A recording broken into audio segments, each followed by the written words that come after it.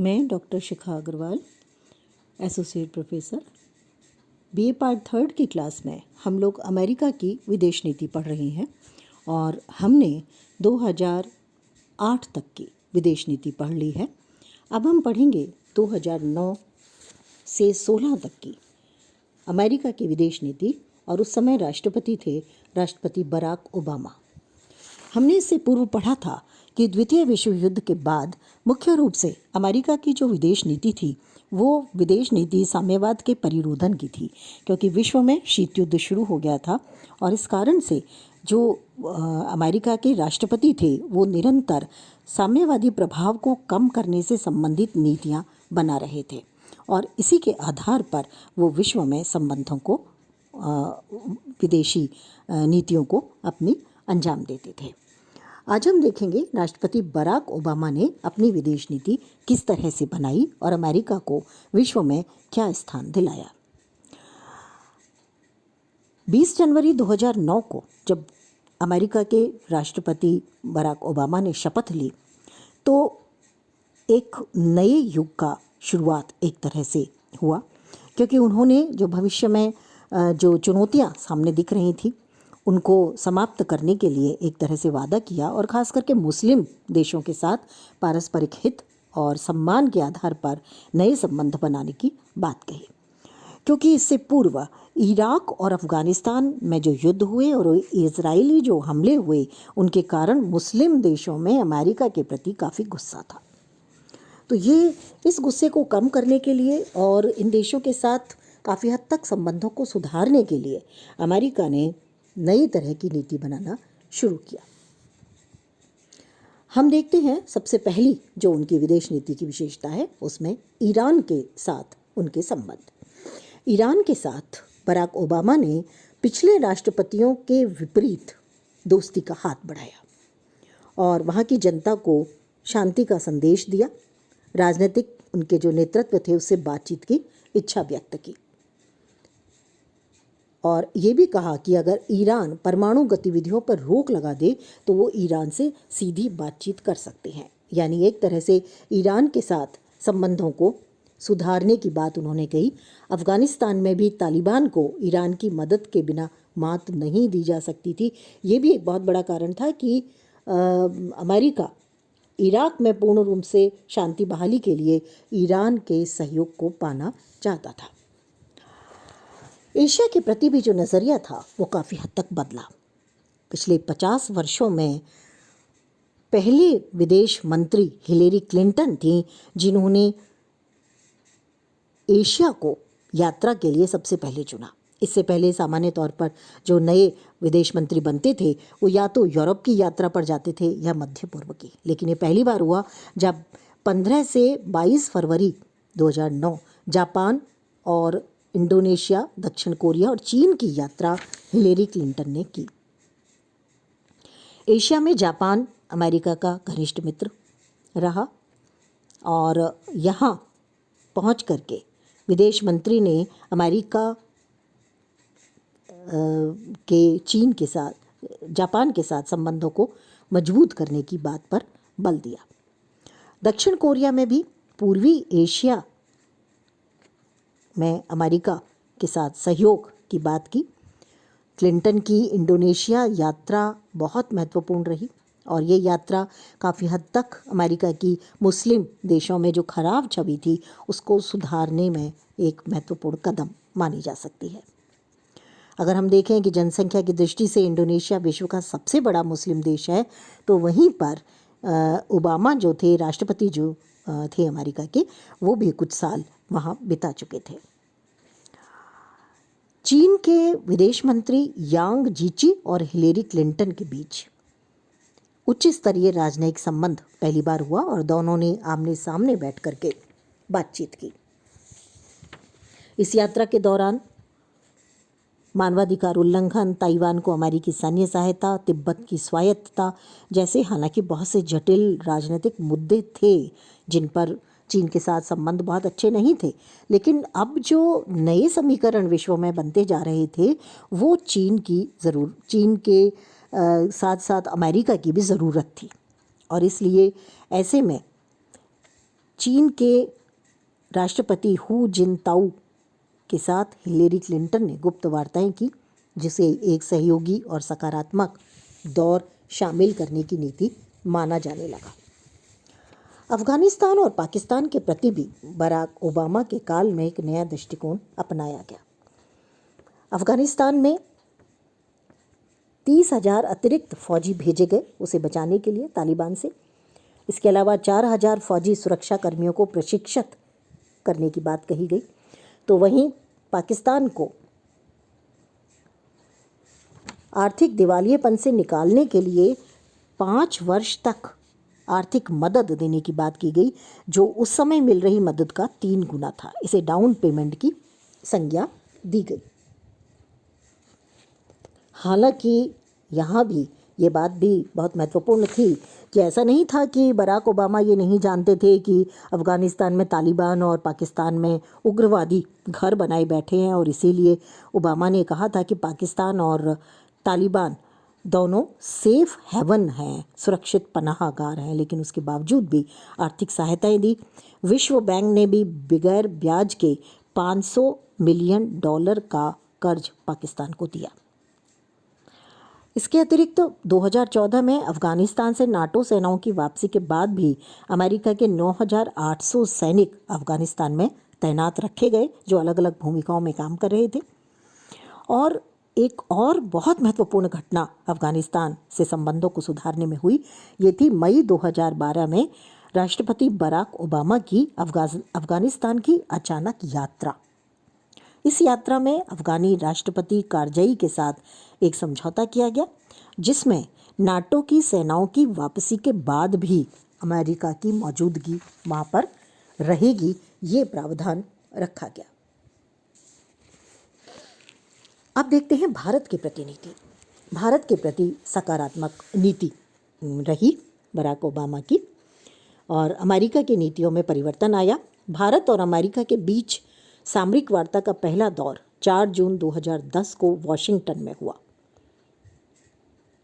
आतंकवाद के विरुद्ध संघर्ष, निशस्त्रीकरण, नाभिकीय प्रसार, सुरक्षा परिषद में सुधार, व्यापार और निवेश, खाद्य सुरक्षा, विज्ञान और प्रौद्योगिकी, शिक्षा, कृषि, स्वास्थ्य संबंधी देखभाल, ये जो क्षेत्र हैं इनमें पारस्परिक सहयोग के लिए चर्चाएं की गई। सुरक्षा परिषद में भारत की स्थायी सदस्यता के मामले में भी अमेरिकी रुख में नरमाई का संकेत दिया गया। 2009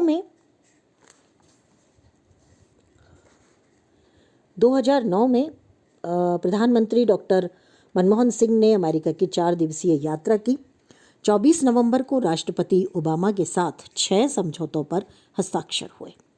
ये समझौते थे: वैश्विक सुरक्षा का विस्तार और आतंकवाद से मुकाबला, सूचनाएं साझा करना और क्षमता निर्माण, शिक्षा और विकास, स्वास्थ्य, आर्थिक व्यापार, और छठा है कृषि और हरित सहयोग। दोनों देशों के बीच आतंकवाद से मुकाबले के लिए भी एक सहमति पत्र पर हस्ताक्षर हुआ। तो इस तरह से ये समझौते हुए जो सुरक्षा से संबंधित थे, आतंकवाद को खत्म करने से संबंधित थे, आर्थिक व्यापार, स्वास्थ्य और शिक्षा विकास से संबंधित थे, कृषि से संबंधित थे। नवंबर 2010 में ओबामा ने 3 दिवसीय भारत की यात्रा की, और पहले ही दिन दोनों देशों में 20 समझौते हुए, जिनसे अमेरिका में रोजगार के लगभग 50,000 नए अवसर सृजित हो सकते थे। राष्ट्रपति ने रक्षा अनुसंधान और विकास संगठन, भारतीय अंतरिक्ष अनुसंधान संगठन और भारत डायनामिक्स लिमिटेड पर से प्रतिबंध हटाने की घोषणा कर दी। बहुत महत्वपूर्ण घटना है। 45 सदस्यीय नाभिकीय आपूर्तिकर्ता समूह में भारत की पूर्ण सदस्यता का अमेरिका ने समर्थन किया, और फिर से एक बार दोहराया गया सुरक्षा परिषद की स्थायी सदस्यता का समर्थन। भारत के निर्यात में वृद्धि हुई। 2014-15 के दौरान अमेरिका को 42 से 45 बिलियन अमेरिकी डॉलर राशि का सामान निर्यात किया गया। तो भारत ने निर्यात जो टोटल जो निर्यात था भारत का, उसका 13.67% था। अमेरिका से भारत ने 21.82 मिलियन अमेरिकी डॉलर का निर्यात किया। ओबामा प्रशासन की हालांकि कुछ नीतियां ऐसी थीं जो बहुत हद तक भारत के पक्ष में नहीं थी, जिसमें वीज़ा से संबंधित नीति थी। जो कंपनियां अमेरिका से बाहर आउटसोर्सिंग कर रही थी उनको मिलने वाली टैक्स रियायतें ओबामा ने बंद कर दी। वैश्विक मंदी की वजह से भारत की जो छोटी छोटी कंपनियां थीं उन पर नकारात्मक असर इसका देखने को मिला। प्रधानमंत्री नरेंद्र मोदी 26 सितंबर 2014 को न्यूयॉर्क पहुंचे और भारतीयों को उन्होंने संबोधित किया। इसके अतिरिक्त यात्रा के 5वें दिन दोनों देशों के राष्ट्राध्यक्षों ने, प्रधानमंत्री मोदी और अमेरिकी राष्ट्रपति ओबामा ने शिखर बैठक की और इसमें आर्थिक रक्षा, कारोबार और निवेश के मुद्दों पर वार्ताएं हुई। दोनों ने आतंकवाद पर चिंता जताई और सिविल न्यूक्लियर डील की बाधाओं को समाप्त करने पर भी सहमति जताई। इसके साथ साथ और महत्वपूर्ण जो बात इसमें हुई वो थी अमेरिका भारत के प्रस्तावित राष्ट्रीय सुरक्षा विश्वविद्यालय में नॉलेज पार्टनर और भारतीय नौसेना का टेक्नोलॉजी पार्टनर के रूप में सहयोग देने को तैयार हुआ। ये बहुत महत्वपूर्ण घटना है। अमेरिका ने एक अच्छा जेस्चर दिखाया भारत के प्रति। और एक और महत्वपूर्ण घटना इस दौरान हुई और वो है 26 जनवरी 2015 को नई दिल्ली में जो भारत का गणतंत्र दिवस समारोह आयोजित हुआ, उसमें अमेरिका का कोई राष्ट्रपति पहली बार विशिष्ट अतिथि के रूप में शामिल हुआ और वो हैं बराक ओबामा। तो इस तरह से काफ़ी हद तक हम ये कहें कि बराक ओबामा के काल में भारत के साथ में संबंधों में काफ़ी हद तक सुधार आने लगा। अब देखते हैं अमेरिका और रूस के मध्य क्या महत्वपूर्ण बातें थी। हम ये जानते हैं कि द्वितीय विश्व युद्ध के बाद दोनों के संबंध में बहुत ज़्यादा खटास थी और शीत युद्ध शुरू हुआ था। सैनिक अड्डे दोनों बढ़ाते जा रहे थे, लेकिन 8 वर्ष के लंबे अंतराल के बाद 6 जुलाई 2009 को मॉस्को में एक वार्ता हुई। द्विपक्षीय वार्ता थी ये। इस वार्ता के लिए अमेरिकी राष्ट्रपति बराक ओबामा मॉस्को गए और दोनों के संबंधों में बहुत नरमी आई और विभिन्न क्षेत्रों में सहयोग के लिए दोनों देश सहमत हुए। सबसे बड़ी जो उपलब्धि है इस काल की वो है परमाणु हथियारों की कटौती संबंधी समझौतों पर हस्ताक्षर। यह स्टार्ट संधि के स्थान पर नया समझौता था, जिसमें ये कहा गया कि परमाणु हथियारों की संख्या घटाकर 1,500 की जाए और इसी तरह से बैलिस्टिक मिसाइलों की अधिकतम स्वीकृत संख्या में भी कटौती करने के लिए दोनों देश तैयार हो गए। 5 दिसंबर 2009 को स्टार्ट संधि की समय सीमा समाप्त होनी थी, उससे पहले ही ये नई संधि कानूनी रूप से लागू हो गई। एक और जो समस्या थी उसको भी हल इस समय किया गया और वो था कि अफ़गानिस्तान में सैनिकों को सामान पहुंचाने के लिए अमेरिका और नाटो के सैनिकों को रूसी वायु क्षेत्र चाहिए था। इस शिखर वार्ता में रूस ने अपना वायु क्षेत्र भी देने की अनुमति दे दी। इस तरह से अफ़गानिस्तान में जारी युद्ध में अमेरिका का साथ निभाने को एक तरह से रूस सहमत हो गया, लेकिन इसके बदले में ओबामा को भी मध्य यूरोप में मिसाइल रक्षा प्रणाली की तैनाती की योजना के मामले में दबाव के आगे झुकना पड़ा।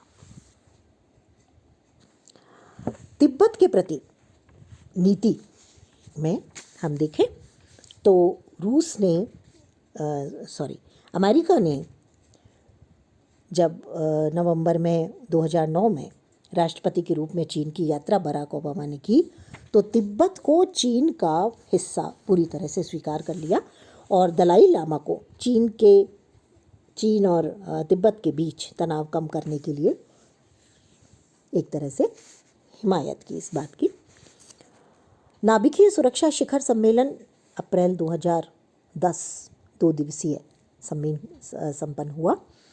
इसमें परमाणु शक्ति के अवैध प्रसार, तस्करी, आतंकवादियों के हाथ पड़ने से उत्पन्न खतरे पर विचार करने के लिए ये हुआ।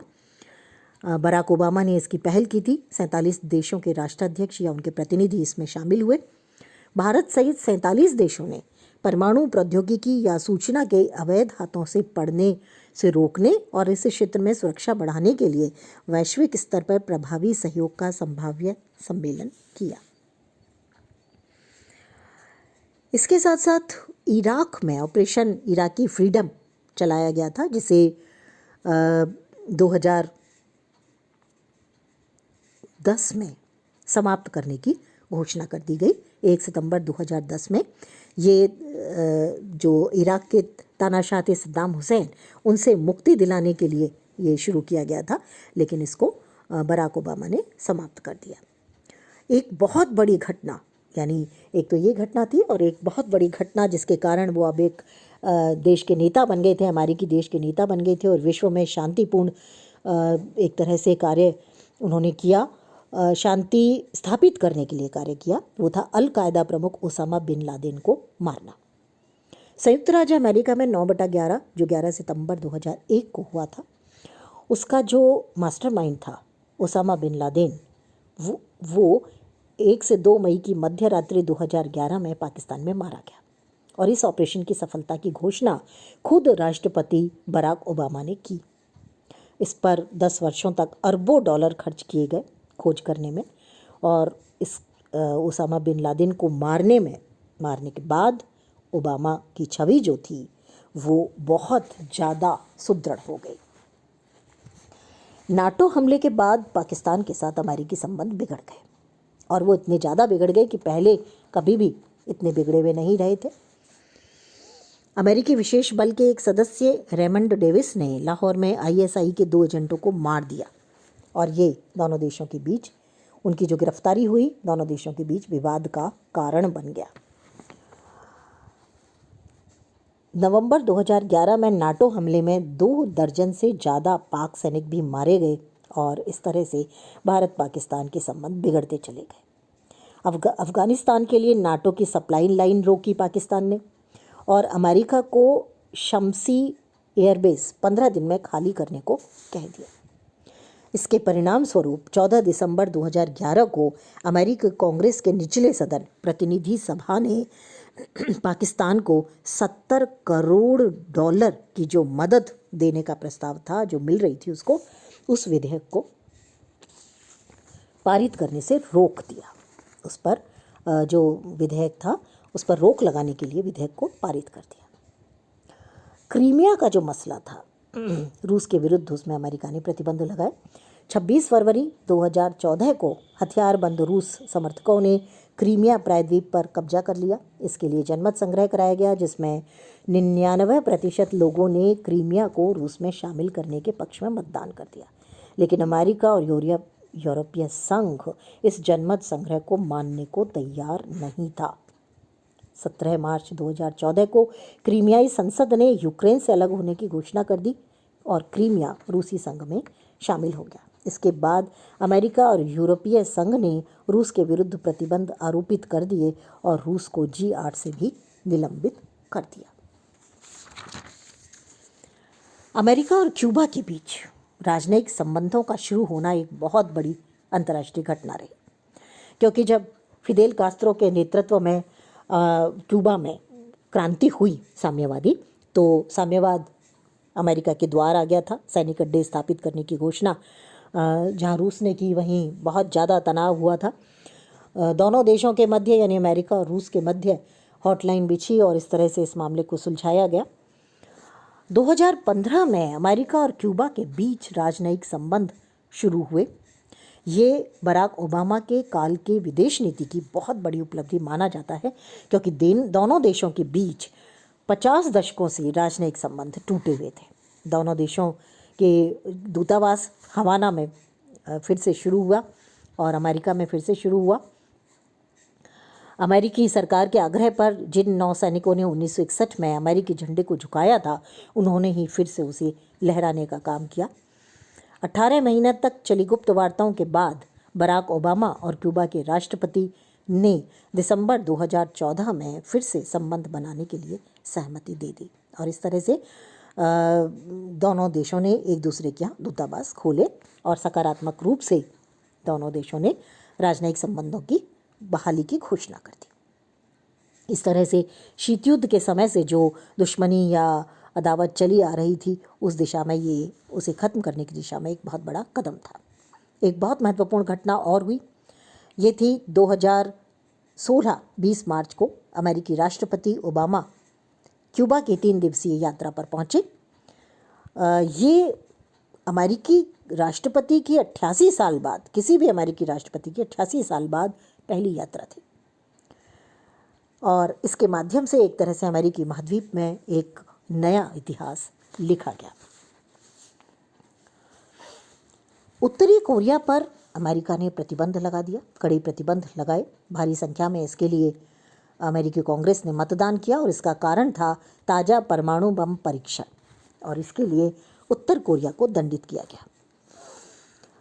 पाकिस्तान को F-16 लड़ाकू विमान देने का निर्णय किया गया 2016 फरवरी में, और भारत ने हालांकि इसका बहुत विरोध किया, लेकिन इसके बावजूद भी पाकिस्तान को ये विमान देने का निर्णय किया गया। ये विमान जो थे ये बहुत विशेष प्रकार के विमान थे जो हर मौसम में और रात में भी काम कर सकते थे। पाकिस्तान को इन विमानों की पूरी जो रकम थी, जो पैसा था, वो चुकाना था, लेकिन वो इसे चुका नहीं पाया, और अमेरिका ने अमेरिकी कांग्रेस के दबाव में मई 2016 में ये सौदा निरस्त कर दिया। परमाणु शिखर सम्मेलन 1 अप्रैल 2016 में हुआ, चतुर्थ परमाणु शिखर सम्मेलन था। इसका उद्देश्य था सैन्य उपयोग की सामग्री में कमी लाई जाए, इस बात के लिए विभिन्न देशों को तैयार किया जाए। इसे भी राष्ट्रपति बराक ओबामा की बहुत बड़ी उपलब्धि माना जाता है, और 2009 से बराक ओबामा के काल में परमाणु क्षमता वाले जो यूरेनियम थी उसको विभिन्न राष्ट्रों द्वारा नष्ट किया जा चुका था 2965 किलोग्राम से अधिक, जिससे 100 से अधिक परमाणु बम बनाए जा सकते थे।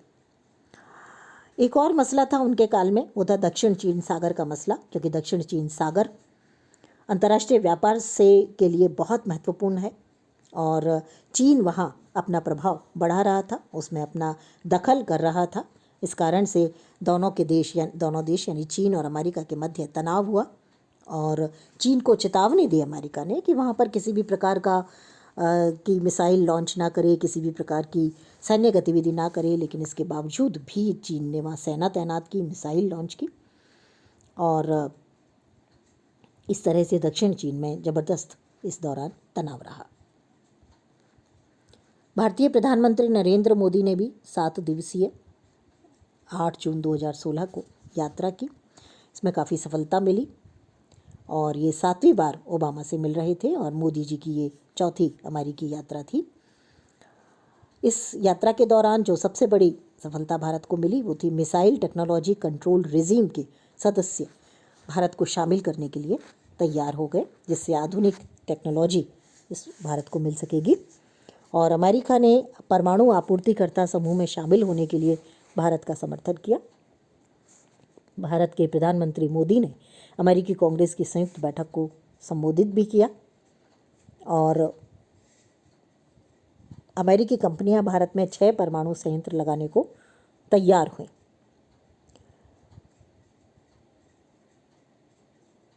अमेरिकी कंपनियों ने भारत में भविष्य में $45 अरब का निवेश करने की बात कही आगामी 3 वर्षों में। इसे भारत अमेरिकी रिश्ते का सबसे सुनहरा दौर कहा जा सकता है, ऐसा भारत के पूर्व राजदूत रहे नरेश चंद्रा का मानना था। तो कुल मिलाकर के बराक ओबामा एकमात्र ऐसे राष्ट्रपति रहे जिन्होंने कई युद्धों का लंबे समय तक सामना किया। वो युद्ध उनके समय शुरू हुए ऐसा ज़रूरी नहीं था, पहले से चले आ रहे थे, लेकिन इन युद्धों का हल निकाला। शांति स्थापित करने के लिए उन्हें नोबेल पुरस्कार मिला। वे सैन्य कार्यवाही को एक ऐसे हथियार के रूप में मानते थे जिसका इस्तेमाल बहुत ज़रूरत होने पर ही करना चाहिए, सबसे पहले हथियार के रूप में नहीं करना चाहिए। एग्रेसिव नीति नहीं थी उनकी। कुल मिलाकर के 7 देशों में उन्होंने सैन्य कार्यवाही की। इसके अलावा उन्होंने शांति स्थापित करने की दिशा में बहुत ज़्यादा कार्य किया। तो उनके समय में विश्व में शांति स्थापित होने की दिशा में कई महत्वपूर्ण कदम उठाए गए। धन्यवाद।